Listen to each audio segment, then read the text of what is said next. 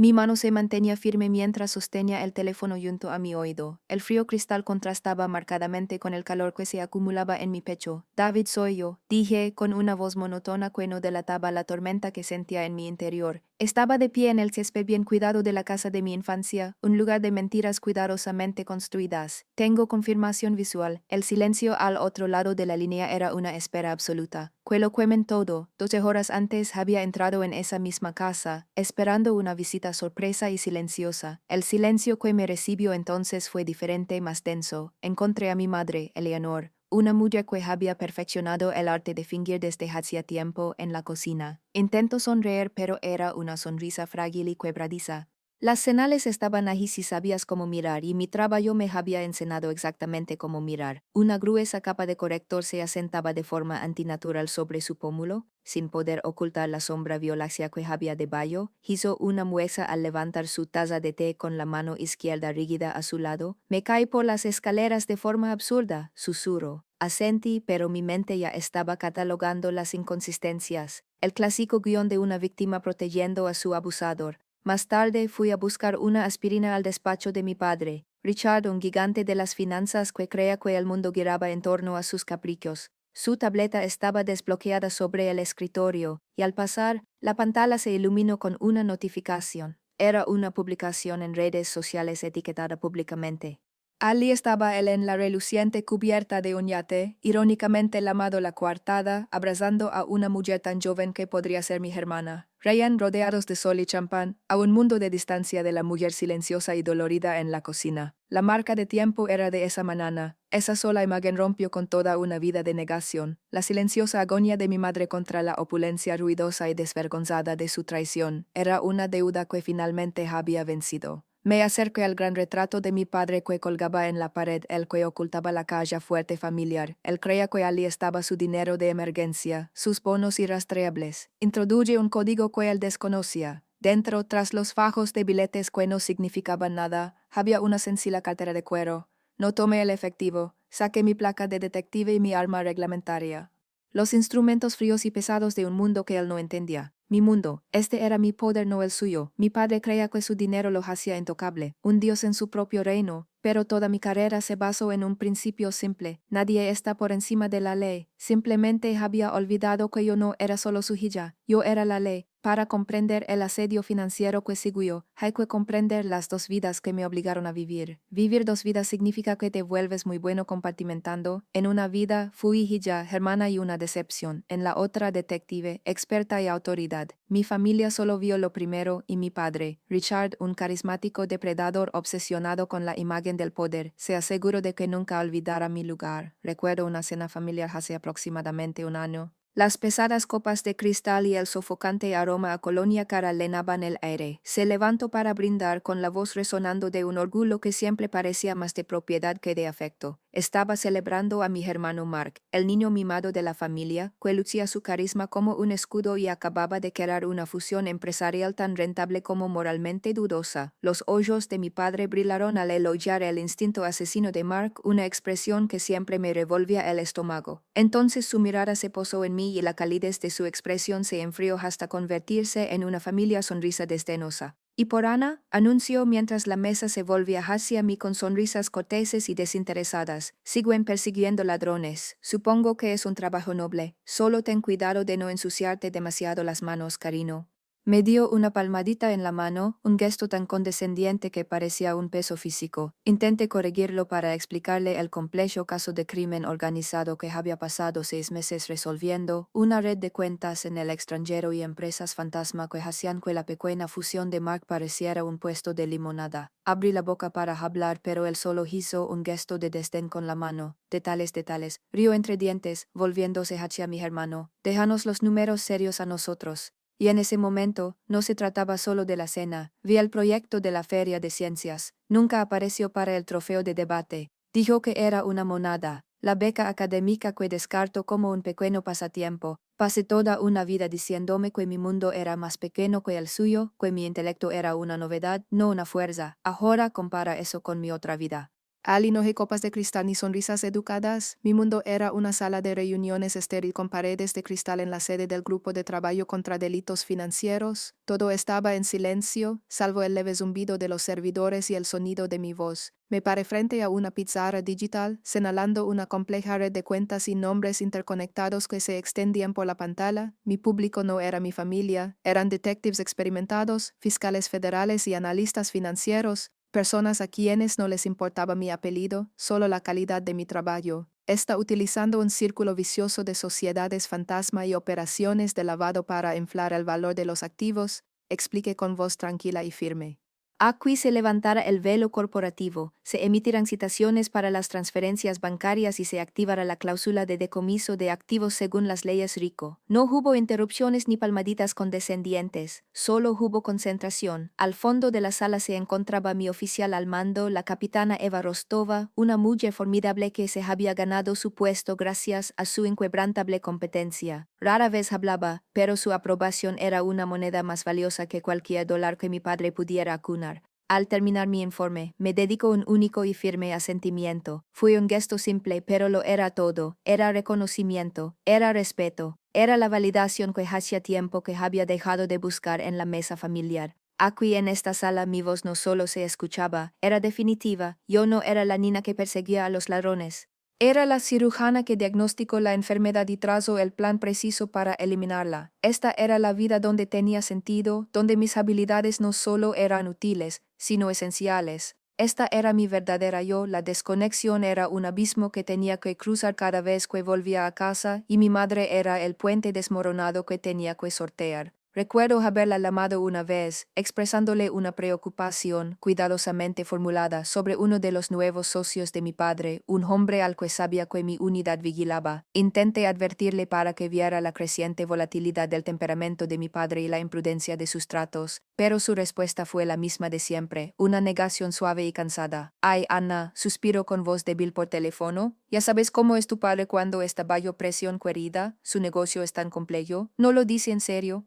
Es su forma de ser, era su forma de ser. 3 palabras que justificaban toda una vida de crueldad emocional y ceguera voluntaria. Sabía que estaba atrapada, no solo por su dinero, sino por años de condicionamiento psicológico que le habían enseñado que su ira era una tormenta que capear, no un fuego que apagar. Era una conversación que habíamos tenido cientos de veces, y con cada repetición sentía que el suelo cedía bajo mis pies. Al darme cuenta de que no podía salvarla hasta que aceptara que se estaba ahogando, durante 20 años había intentado ganarme su respeto en su mundo de dinero y poder, y finalmente comprendí que no lo necesitaba. Era un rey en un reino de mentiras, y estaba a punto de presentarle la única agencia gubernamental a la que no podía intimidar ni comprar la misma para la que yo trabajaba. Tras la ira, una fría y serena claridad se apoderó de mí. La emoción era un lujo que no podía permitirme. Esta siguiente fase requería precisión, no pasión. Me reuní con mi abogado, David Chen, un litigante perspicaz con el que había trabajado en casos de grupos de trabajo. No era un abogado de divorcios especializado en calmar a parejas histéricas. Era un arma legal, y yo estaba allí para apuntarle. Nos sentamos en su oficina estéril, con las luces de la ciudad centelleando abajo, y le expliqué mi objetivo. «Esto no es un divorcio, David», comencé con voz tranquila. «Es una reestructuración corporativa. Su empresa es mi madre. Estamos iniciando una OPA hostil». David escuchó con rostro impasible. Empujé un expediente sobre el escritorio. «No quiero la mitad», continué. «Quiero todo lo que adquirió desde el día que la tocó por primera vez. Lo llamaremos daños punitivos». Mi estrategia no nació de un dolor personal, sino de mi experiencia profesional. Esto ya no era un drama familiar, era un caso. Abrí una libreta pequeña y desgastada y la dejé junto al expediente. Durante años había estado anotando las pequeñas cosas que mi padre dejaba escapar, los nombres de las empresas fantasma que mencionaba por teléfono, las cuentas fantasma de las que presumía después, su tercer vaso de whisky, todo susurrado con la arrogante suposición de que su hija, la ingenua policía, no podía comprender los entresillos de su imperio financiero. Sin saberlo, me había dado el plan para su propia destrucción. Ese cuaderno era mi registro de pruebas. El plan era un ataque con 2 frentes, una trampa legal diseñada para no darle margen de maniobra. Presentaríamos los papeles del divorcio públicamente, algo que él esperaría y para lo que estaría preparado.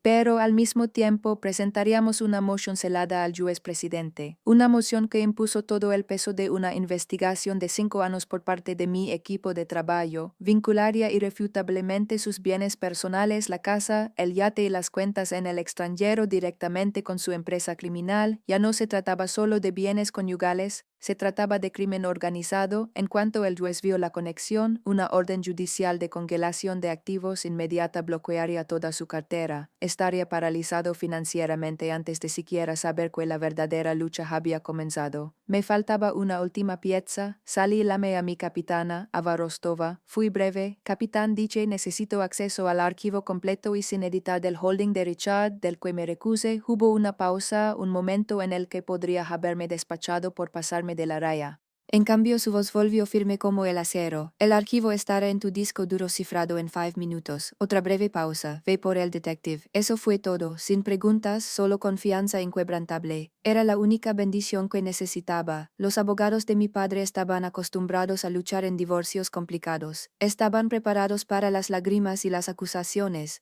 No estaban preparados para una acusación federal interpuesta por varias agencias junto con los papeles del divorcio. La habitación era un monumento al mundo de mi padre, una oficina de mediación legal sobria y de lujo en el piso forti, con una vista panorámica de la ciudad que creía ser suya. La mesa de caoba, pulida como un espejo, reflejaba los rostros tensos que la rodeaban. Mi padre, Richard, estaba flanqueado por 2 abogados corporativos que irradiaban la misma arrogancia superficial e inmerecida que él. Se recostó en su silla proyectando un aire de fastidio y aburrimiento, como si todo este asunto fuera una interrupción tediosa de su día. Estaba allí para negociar un acuerdo rápido y limpio con su esposa, tan sensible e inoportuna. Estaba allí para extender un cheque y resolver un problema. Mi madre, Eleanor, estaba sentada a mi lado, con un aspecto increíblemente pequeño y frágil en su silla, retorciendo un pañuelo en su regazo con las manos. Me quedé en silencio, como una tercera persona, como una observadora. Él pensó que yo estaba allí como su hija. Se equivocó. Sus ojos se posaron en mí. Una sonrisa burlona se dibujó en sus labios. Trajiste tu placa de policía como apoyo moral. Lo hiciste, se burló. Esas palabras pretendían recordarme mi lugar, de la niña que jugaba a disfrazarse en un mundo de hombres serios. Sus abogados rieron entre dientes. No reaccioné, solo lo miré. Mi rostro era un lienzo en blanco. Que lo pense mientras una fría calma me invadía. Que tenga este último momento de superioridad. Es el último que tendrá. Esta fue la última entrada desdenosa en un libro de contabilidad lleno de toda una vida de ellos. La cuenta estaba a punto de saldarse. Mi abogado David Chen empezó. No alzó la voz ni intervino en los insultos mezquinos. Se movía con una seguridad serena y deliberada, la antítesis de la fanfaronería de mi padre. Colocó con calma una gruesa carpeta de 3 anilas en el centro de la mesa. El sonido de su caída, un golpe sordo y definitivo, fue la primera nota de una sinfonía de destrucción. Antes de hablar del patrimonio conyugal, dijo David con la voz penetrando la tensión. Tenemos que abordar las conclusiones de una investigación de 5 años realizada por el Grupo de Trabajo Estatal contra Delitos Financieros sobre el principal holding del Sir Richard. Los abogados de mi padre se pusieron manos a la obra de inmediato, protestando en voz alta, calificando la carpeta de irrelevante, una táctica desesperada, un golpe bajo. Intentaban recuperar el control de una sala que desconocían haber perdido. Jugaban a las damas mientras David y yo acabábamos de revelar el tablero de ajedrez. La mediadora, una huesa jubilada llamada Helen Vance, cuya expresión severa sugería haber visto y oído todas las mentiras imaginables, levantó una mano para silenciar a los abogados. Acercó la carpeta y la abrió. Observé sus ojos, agudos y analíticos, mientras examinaban la primera página. Vi un sutil destello, una ligera ampliación, la primera grieta en el dique. David continuó con tono firme. La investigación jaló pruebas concluyentes de crimen organizado, fraude electrónico y blanqueo de capitales. Todo se canalizó a través de las mismas cuentas que el Sir Richard afirma que son bienes personales. Mi padre, que había estado observando con diversión indiferente, finalmente estalló. Su control se hizo añicos. Esto es una calumnia, rugió, dando un puñetazo en la mesa. Esto es una extorsión patética. Mi hija es una policía de tráfico glorificada, que iba a saber ella. Su voz era una oleada de furia, pero la interrumpí. Mi voz era baja, casi como una conversación, pero silencio a toda la sala. La investigadora principal de ese grupo de trabajo era la detective de primer grado, Anna Jensen. Hice una pausa, dejando mi nombre en el aire. Esa soy yo. Metí la mano en mi chaqueta, saqué mi cartera de cuero y deslicé mi placa de detective sobre la mesa pulida. Giró una vez, un destello azul dorado, antes de detenerse justo frente a mi padre. Sus ojos, abiertos de rabia un momento antes, ahora estaban fijos en él.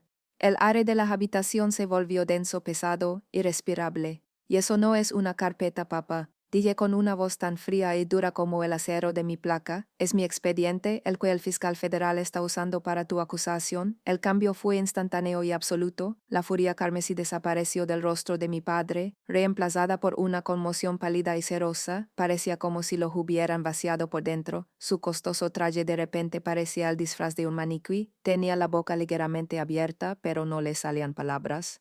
Sus abogados estaban paralizados, sus rostros eran máscaras de horror incipiente al comprender por fin, esto no era una mediación, fue una operación encubierta y su cliente multimillonario era el objetivo. Me miraron fijamente, luego a mi padre, y se dieron cuenta de que la hija calada y olvidada era la artífice de su ruina. La juez avance pasó la mirada de la placa a mi rostro, y luego volvió a la evidencia incriminatoria del expediente. Su expresión era sombría, su voz firme con el peso de la ley. Ante esta evidencia, declaró y sus palabras fueron como un mazo. Firmó la orden judicial de emergencia para congelar todos los activos conocidos, personales y corporativos, en espera de un juicio federal. Mi padre no se inmutó, no podía, simplemente se quedó allí sentado, destrozado, mirando a la hija que nunca había visto realmente.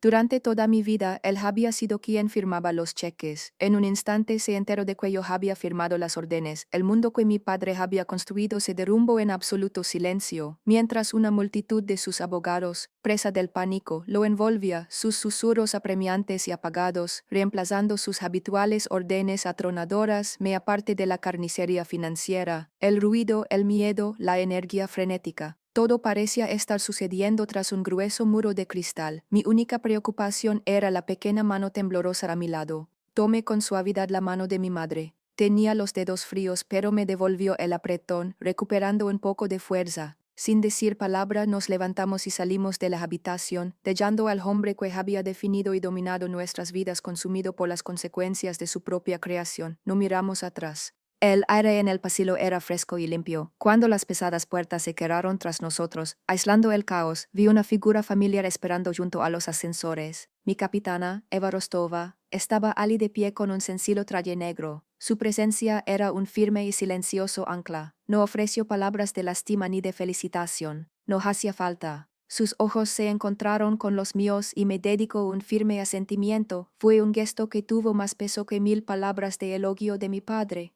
No era la validación de un padre orgulloso de su hijo, era el profundo respeto tácito de un comandante por su oficial que acababa de ganar una guerra muy difícil. Nos abrió la puerta trasera de un sedán sin distintivos a mi madre y a mí, un simple acto de servicio que se sintió como el mayor honor. En ese momento de tranquilidad, finalmente recibí el reconocimiento que siempre había anhelado. No de la familia en la que nací, sino de la que me había ganado. Un año después, el mundo era diferente. El aire era diferente. Descubrí que la paz tiene aroma, huele a sal del mar y a tierra húmeda de un jardín. Vivíamos en una casa modesta pero hermosa en la costa, un lugar lleno de luz y el sonido del océano, no del silencio opresivo de una mansión. Mi madre, Eleanor, era el mayor testimonio del cambio. La encontraba en su jardín con las manos cubiertas de tierra, no con moretones. Parecía 10 años más joven. El miedo constante en sus ojos había sido reemplazado por una sonrisa tranquila y relajada. Estaba pintando de nuevo sus lienzos llenos de colores vibrantes y esperanzadores. No solo gané un caso ni conseguí un acuerdo. Le había devuelto la vida a mi madre y, al hacerlo, finalmente había encontrado las bases para la mía. Esta era la verdadera riqueza, no las cifras de una cuenta, sino la risa despreocupada de alguien a quien amas. Mi propia vida se había reconstruido desde cero sobre la base de la verdad. Mi oficina ahora tenía vistas a la ciudad, pero no la contemplaba desde un trono de cristal y acero. Era parte de su motor, la placa de mi puerta era nueva. Decía, Teniente Anna Jensen, comandante del Grupo de Trabajo contra Delitos Financieros. Me había ganado el apellido de mi padre, pero había hecho mío mi título. Mi equipo, los hombres y mujeres que ahora buscan mi guía, eran mi verdadera familia. Eran una familia forjada en la búsqueda de la justicia, construida sobre una base de respeto mutuo y competencia compartida. Cuando me encontraba al frente de la sala de reuniones, presentando un nuevo caso, sentí una sensación de pertenencia que la fortuna de mi padre jamás podría comprar. Este era mi legado, no algo heredado, sino algo construido meticulosamente, caso por caso, verdad por verdad. Hace unos meses recibí una carta reenviada de la oficina de David. La dirección del remitente era una prisión federal. Era una súplica inconexa escrita a mano por mi padre. No era una carta de disculpa. Nunca esperé una. Era un último y desesperado intento de manipulación, lleno de líneas patéticas sobre los lazos inquebrantables de la familia, sobre cómo la sangre es más espesa que el agua, rogándome que testificara a su favor, que hablara con mis amigos de la Fiscalía Federal, seguía intentando usarme, seguía viéndome como una herramienta, leí la carta con la calma despreocupada de quien revisa un expediente sin resolver, no había ira ni dolor residual, no había nada. El control emocional que había ejercido sobre mí durante 30 años finalmente se había roto por completo.